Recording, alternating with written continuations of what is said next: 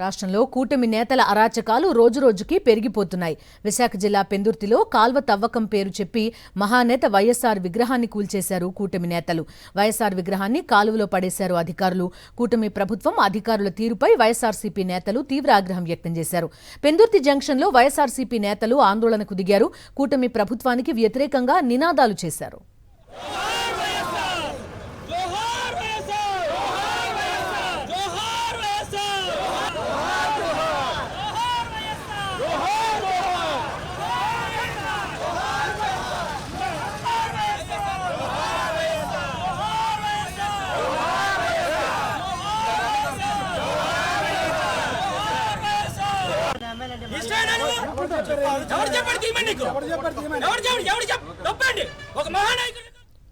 రాష్ట్రంలో కూటమి నేతల అరాచకాలు రోజురోజుకి పెరిగిపోతున్నాయి.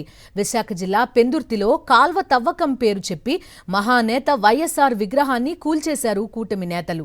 వైఎస్ఆర్ విగ్రహాన్ని కాల్వలో పడేశారు. కూటమి ప్రభుత్వం అధికారుల తీరుపై వైఎస్ఆర్సీపీ నేతలు తీవ్ర ఆగ్రహం వ్యక్తం చేశారు. పెందుర్తి జంక్షన్లో వైఎస్ఆర్సీపీ నేతలు ఆందోళనకు దిగారు. కూటమి ప్రభుత్వానికి వ్యతిరేకంగా నినాదాలు చేశారు వైఎస్ఆర్సీపీ నేతలు.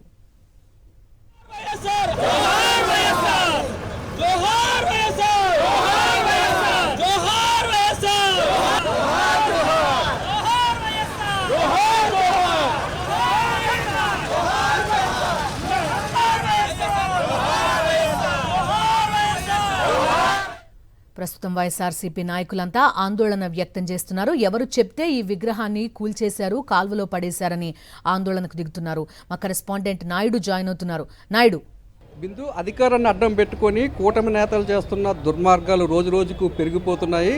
పెందుర్తి నియోజకవర్గంలో పెందుర్తి పట్టణంలో ఉన్న వైఎస్ఆర్ విగ్రహాన్ని అన్యాయంగా ఇక్కడ కూటమి నేతలు కూల్చివేయించడమే కాకుండా ఆ విగ్రహాన్ని కాలువలో కూడా పడవేయించారు. పడవేయించిన విగ్రహాన్ని ఇక్కడ వైఎస్ఆర్సీపీ నేతలు పరిశీలిస్తున్నారు. స్థానికంగా ఉన్న మేయర్ ప్రోద్బలంతోనే దివంగత నేత వైఎస్ రాజశేఖర రెడ్డి విగ్రహాన్ని కూల్చివేశారని చెప్పి వాళ్ళు ఆరోపిస్తున్నారు. ఈ విగ్రహం కూల్చివేత గురించి మరిన్ని విషయాలు మనతో మాట్లాడడానికి మాజీ ఎమ్మెల్యే అదీప్ రాజు ఉన్నారు. సార్ చెప్పండి సార్, ఈ విగ్రహం కూల్చివేతను ఏ విధంగా చూస్తారు? రోజు రోజుకు పెరిగిపోతున్న కూటమి నేతల అరాచకాలు ఏ విధంగా మనం భావించవచ్చు? అంటే ఈరోజు కూటమి ప్రభుత్వంలో ఉన్నటువంటి నాయకులందరూ కూడా ఒక పైశాచిక ఆనందం పొందుతున్నారు. ఇవాళ నిజంగా ఇంత దుర్మార్గమైనటువంటి పాలన ఈ చరిత్రలో ఎప్పుడు కూడా మనం చూసుండం. ఇవాళ మా నాయకులు మా జోలికి వచ్చారు, ఊరుకున్న ఓపిక పట్టాం. మా నాయకుల జోలికి వచ్చారు, ఓపిక పట్టాం. మా కార్యకర్తల జోలికి వెళ్ళారు, ఓపిక పట్టాం. కానీ ఇవాళ రెండు తెలుగు రాష్ట్రాల్లోనే కాదు, ప్రపంచవ్యాప్తంగా ఉన్నటువంటి తెలుగు ప్రజలందరి గుండెల్లో కూడా ఒక దైవంగా భావించేటువంటి మహానేత రాజశేఖర రెడ్డి గారి విగ్రహాన్ని ఈ రకంగా కూల్చివేయడమే కాకుండా కాలువలో పడేసినటువంటి పరిస్థితి అనేటువంటిది చాలా దుర్మార్గమైనటువంటి చర్య. ఇవాళ ఏమైనా అంటే రోడ్ వైడనింగ్ అనేటువంటి పేరు చెప్తున్నారు. మేము ఎప్పుడూ కూడా ఏదైతే అభివృద్ధికి మేము అడ్డంకి కాదు, మేము అడ్డుకోం కూడా. కానీ దానికి ఒక ప్రొసీజర్ ఉంటుంది. వాళ్ళకి తెలుసు ఇది మాకు చెప్తే మేము దగ్గరుండి మేము తీసి జాగ్రత్త పెట్టుకుంటాం అని కూడా చెప్పినప్పటికీ కూడా మీరు చూడండి, ఈ వెనకాతలే ఒక పెద్ద పోల్ ఉంది, ఒక హై టెన్షన్ పోల్ ఉంది. ఇది తీయకుండా ఇక్కడ రోడ్డు ఫార్మేషన్ అవుతుందా? అది తీసిన తర్వాత మాకు చెప్తే మేము తీసుకునేటువంటి పరిస్థితి ఉండదు. కానీ ఇంత దుర్మార్గంగా ఒక పైశాచిక ఆనందం పొందుతూ ఇంత దుర్మార్గమైనటువంటి పాలన చేస్తున్నటువంటి కూటమి ప్రభుత్వానికి రోజులు దగ్గర పడ్డాయి. ఖచ్చితంగా ఇటువంటి చర్యల్ని మేము ఎప్పుడు కూడా ఉపేక్షించేది లేదు. దీనికి ఎవరు చేయమన్నారు, ఎవరు ప్రోద్బలంతో ఇది జరిగిందనేటువంటిది ఇక్కడ ఉన్నటువంటి అధికారులు వచ్చి సమాధానం చెప్తే తప్ప ఇవాళ ఈ నిరసన మేము ఇక్కడ నుంచి తీసివేసేటువంటి పరిస్థితి ఉండదన్నటువంటి తెలియజేసుకుంటూ ఇవాళ ఎంతసేపు కూడా ఇవాళ అడ్డదారులు ఈయన మేరయ్యారు. ఇవాళ అడ్డదారిగా ఇక్కడ మళ్ళీ పెందుర్తిలో ఎంపీపీని ఇవాళ తీసేటువంటి పరిస్థితులు చేస్తున్నారు. ఇలా అడ్డదారిగా ఒక కుళ్ళు కుతంత్రాలతో చేసేటువంటి రాజకీయం కానీ ప్రజలకు మంచి చేసేటువంటి రాజకీయం లేదు. రాజశేఖర రెడ్డి గారి విగ్రహాన్ని ఖచ్చితంగా మళ్ళీ యథాస్థానంలో మరి దాన్ని నిలబెట్టే వరకు కూడా మేమందరం కూడా ఇక్కడ పోరాటం చేస్తామని చెప్పి తెలియజేస్తున్నాం. చెప్పండి, జగన్మోహన్ రెడ్డి గారి పేరు చెప్పిన వైఎస్ రాజశేఖర రెడ్డి విగ్రహాలు చూసినా ఎందుకు కూటమి నేతలు భయపడుతున్నారు? రాజశేఖర రెడ్డి గారి అకాల మరణం జరిగిన వెంటనే ఈ విగ్రహాన్ని అప్పుడే ప్రతిష్ఠించామండి మేము.